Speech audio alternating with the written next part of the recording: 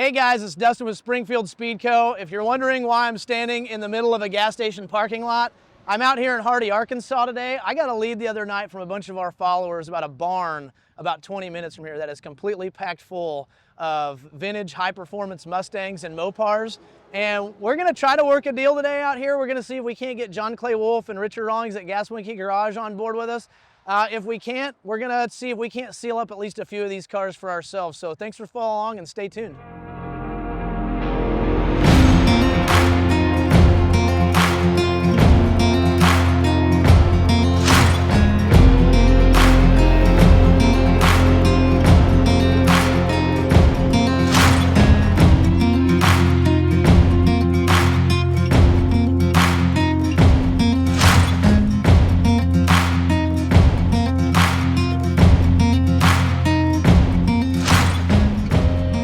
Yeah, so this is a Charger. I don't know what size motors in it is. I mean, obviously it's not a 440.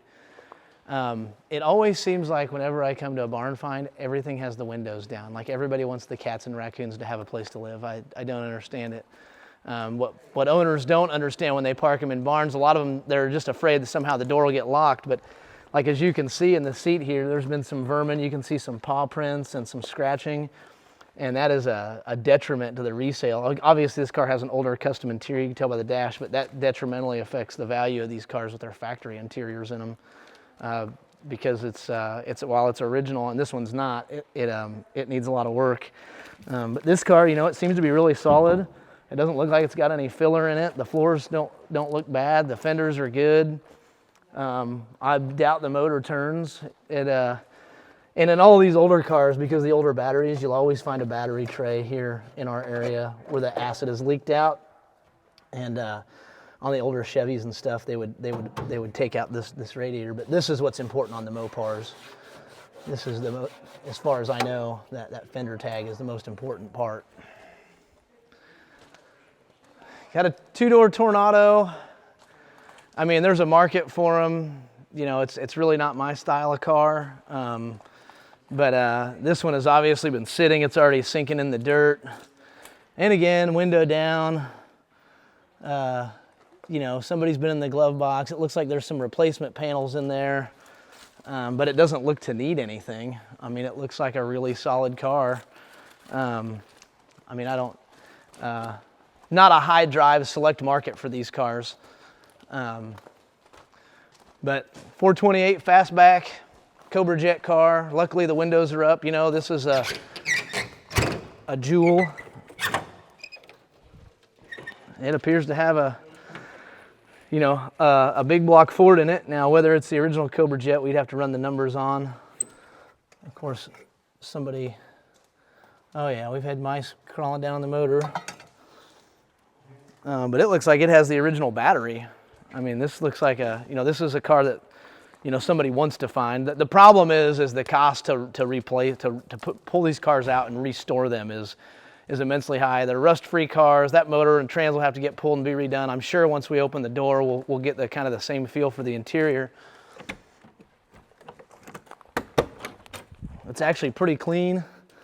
Cracked dash, those are pretty expensive. Those are not the factory seats, I don't believe. I don't know. I'm not the Mustang expert. Dennis would know. I'll have him take a look at it here in a minute to verify those seats, but they don't seem to match the back seats. So they've either been replaced or recovered, which is not a huge deal. But to the purist guy who had one or wants one just like it came out of the factory, that's a big expense. Looks like we got a 340 car here. It's been sitting for a while, but it's got the right shifter in it. It's got the manual trans. Again, really straight, solid car. I mean, you can't beat a good Cuda. I mean, but don't let these cars fool you. You know, this car is not necessarily a car you just take out and blow the tires up and put fuel in. If they've been sitting this long, there's a chance that the gas tanks are no good and things like that. And got another one here in orange, one of my favorite color. This is about like the one I used to have. And this is an actual 440 car, if that's the real motor.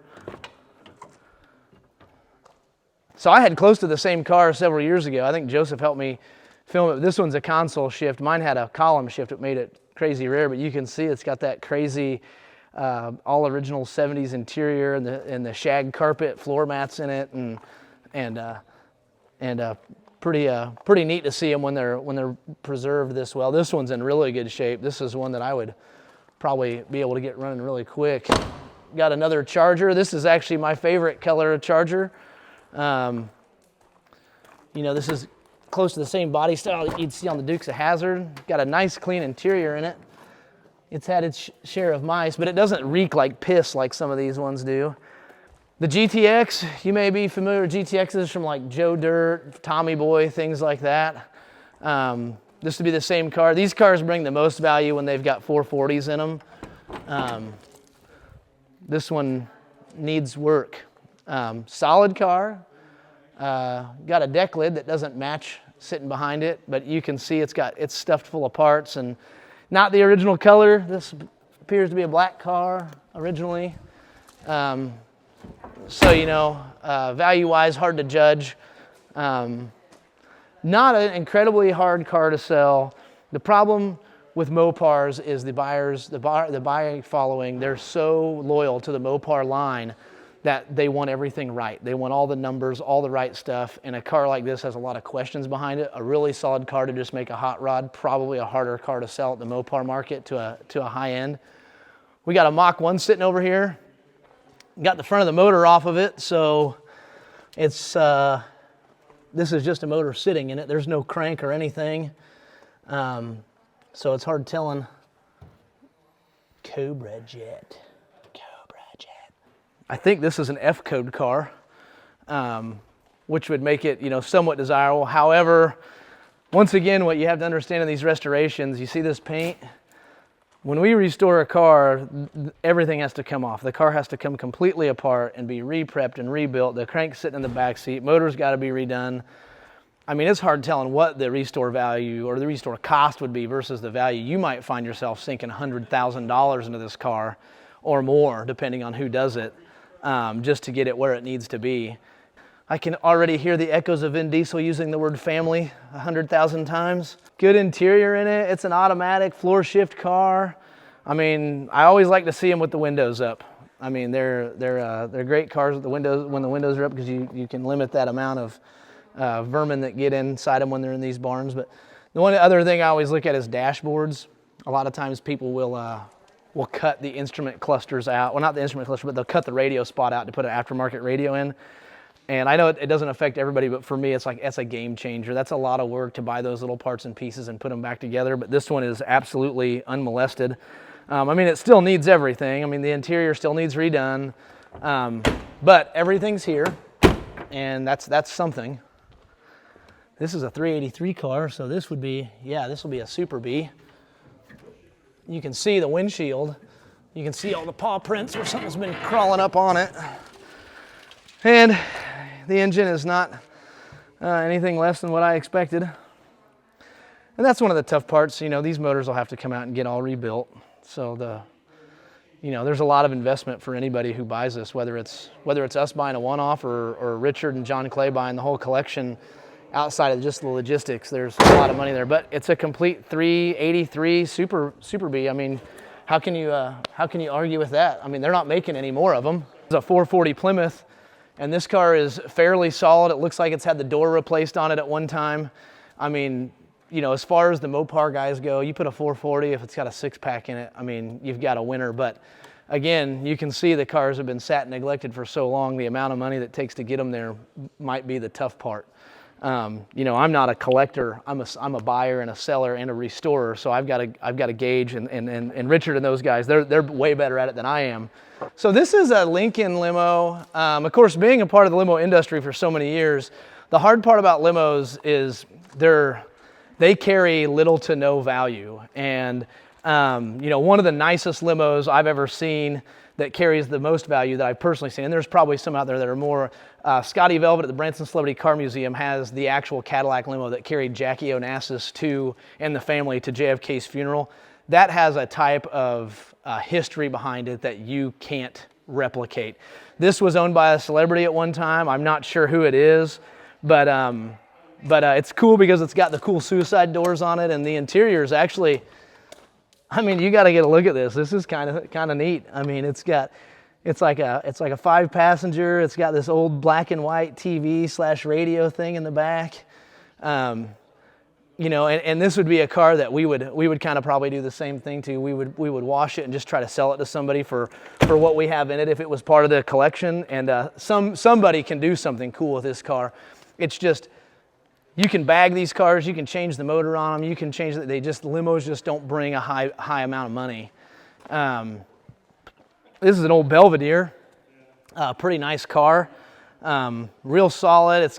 So back in the day, and this may not be a candidate, so don't judge me if I'm wrong, but back in the day, they would do these things called street freaks, and it was illegal in most states to have your tires so wide outside of your fenders. And you can see this one's had these, I think those are added on, maybe not, but they would do that so they could put wider tires on them. And that means that's completely full of Bondo and brazed and everything else. And so this car would need, if that's not factory, and I'm not the expert, would need an extensive amount of bodywork in the quarters. Siri, call Richard Rawlings. I'm so lazy I don't even dial my own phone. My poor wife. Yo. Hey Bubba, how are you doing? Good. It's like hotter than balls out here. I don't have any service where the barn is, where the good cars are, like zero. Like the phone says SOS. I had to drive up to a hill to call you. You know, the cars are what she says they are. They're complete. They're completely rust-free. And as far as I can tell, they're fairly desirable cars. However, they've been sitting so long, you know, some of them, the wheels are going down in the ground, and the floors are good on them. They've got, well, I'm standing right now in front of a barn that they've got what they call their quote-unquote parts cars in. I mean, that car she's saying she wants to use as a parts car is a 429 Cobra. And I told her I wouldn't do that. I would sell it. I mean, it's the worst, but it's just got some bad floors. Everything is solid. Everything looks restorable, if that makes sense. What does it take? I don't know. Let me see if I can get her over here. Hey, Jennifer. She texted me and said something about she went to 230. Why in the fuck did she do that? No, I was told that by somebody else. Are you standing in the one spot you got? I'm standing in the one spot that I got service here. And I've got Richard on the phone. And Richard, she's standing right with me. Hi, Richard. So, all right. Well, Dustin's put eyeballs on them, and you said you just like to have it all gone at one time, and including the tractors, and they're going to go to the scrapper. Well, there's 3 of them. I hope you don't send to the scrapper, or you're sending money down the drain. He's not sending. My girl told me there's one that's worth maybe $3,500-ish. There's two that are kind of valuable, but the rest of them I agree. Okay. So, I'm prepared to buy, send you the money, bring you cash, whatever you want to do. What does it take to have everything? And I'd like to have the Mustangs. Yeah, I know. Leave my cars alone, Richard. Damn. So here's the deal. I'm going to handle it just like I do real estate, because that's what it is to me. It's real estate. And so I'm just going to present the offers to my client. It's not for me to just, he'll ask my opinion. And since I'm tasked with the duty of getting rid of this stuff, he will take my advice, whatever I think is the easiest to do. Because he doesn't want to deal with it. He can't emotionally. He's broke emotionally. I understand. Yeah. So, because I've basically sold a legacy farm and 30 years of his life collecting cars. So he's a little bit of a basket case. So you said you had the other offer. I said I was at 175, including the Mustangs. Yeah. Because it's going to take quite a bit to get those things lifted out of there. Yeah, and the logistics are going to suck. And like her Mustang, for example, my big concern is the 428's in it, but somebody's pulled the crank out of it and the front end, and I don't know what's wrong with the block. And that's the red car, right? No, that's the teal car, the blue car. The crank's in the back seat. The crank's sitting in the back seat, but why is the crank out of it, and what do the cylinders look like, and is the block cracked, and that's so the crank's out of it because, and there's a brand new dashboard in the back seat too, still in the box. So the crank is out of it because there's a family member that worked for Ford. Okay. And he was going to redo it. Right. And he got started, and he took too long, and he made my guy mad. Okay. So my guy took So it back. hoping the motor's good, we're in the green there, but it'll still need a full. I mean, every car in there still needs a full restoration. They all have to be blown completely apart and put all the way back together. So. Yeah. So tell me where you're at, Richard, with the. And you haven't even seen all the tractors. You gotta get all no, that stuff I'll too. get the tractors next. Where do I need to be? This is like auction. Well, how many people you got on this? Because you had one before. How many real people do you have with money? How many people do I think I could have on this if I bothered to call them back, Richard? Probably 4. Oh, thousands. But, yeah. But, no, real money. Probably 4. Richard, this is my 3rd rodeo. It's not my 1st, but so I know what real money looks like. This is our 3rd rodeo this week. Yeah, I have probably 3 or 4 that I think, listen, the farm is $7.5 million, and we close on that tomorrow. So that's the big package that I want to wrap up. This is the thorn in my side, Richard. Does that make sense? Well, yeah, I thought that you were going to be able to close the cars tomorrow. No, we close on the farm tomorrow, and I can't sell the car. He will not give me the titles to the car until we close the farm tomorrow, because we already had the farm sold once, right, and it didn't get to the closing table. So he wants to make sure it's at the closing table and his money is in the bank, and then he hands me all the titles to do with what I want. So my preference is to have them out of here in less than a week, because I don't want to stay out here overnight and babysit them. Yeah, no, we'll get them pulled out quick.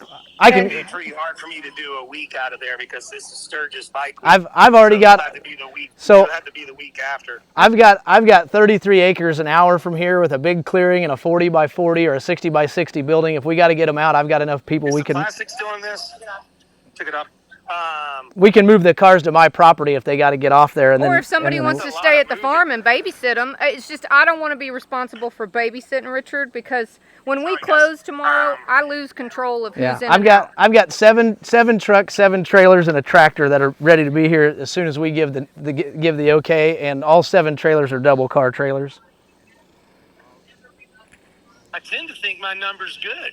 So you're at 175 for cars and tractors. Yeah. Okay.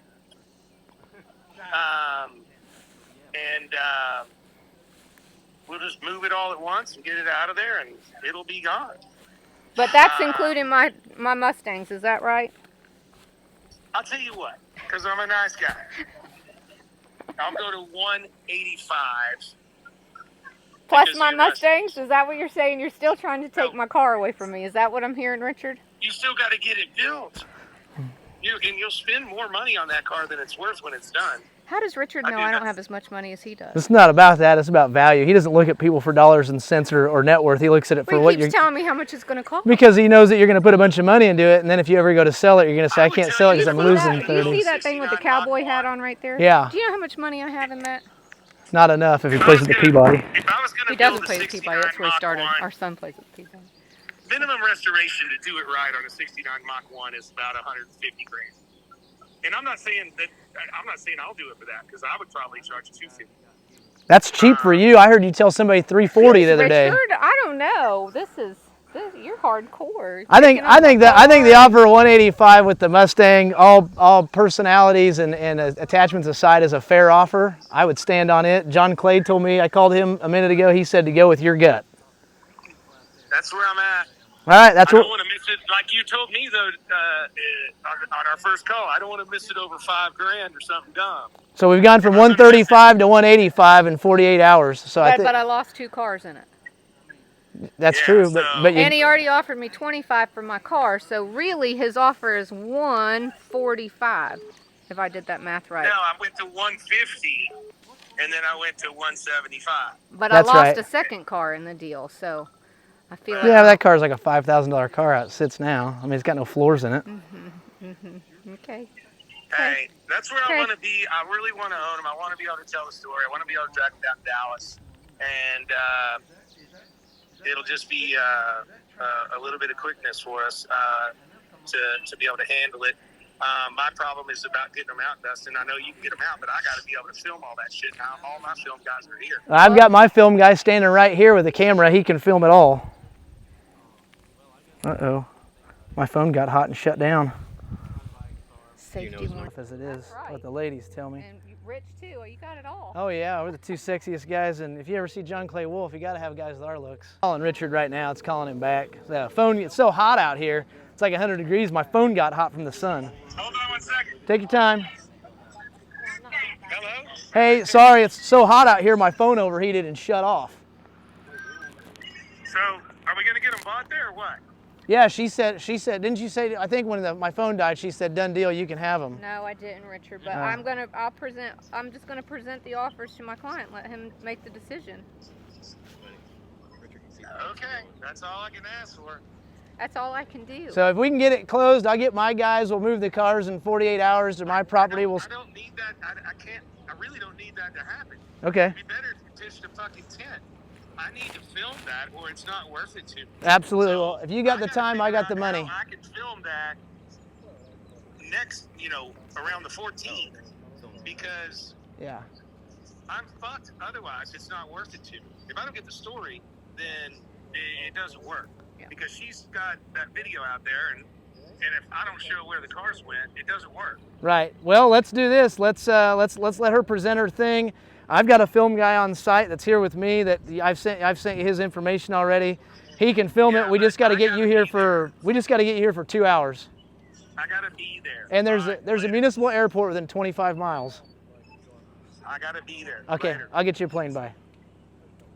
There it is.